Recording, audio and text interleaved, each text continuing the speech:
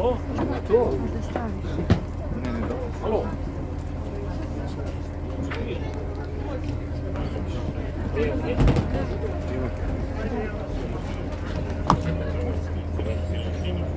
Znači na njega se položi ruka i pomisli ljubavna želja.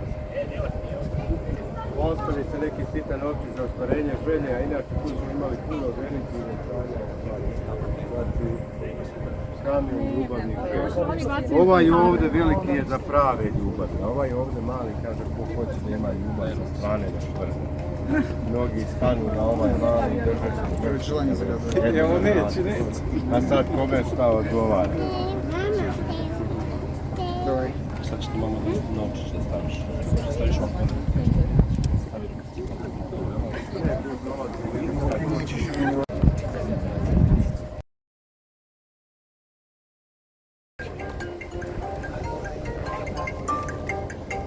Ne mogu se postaviti.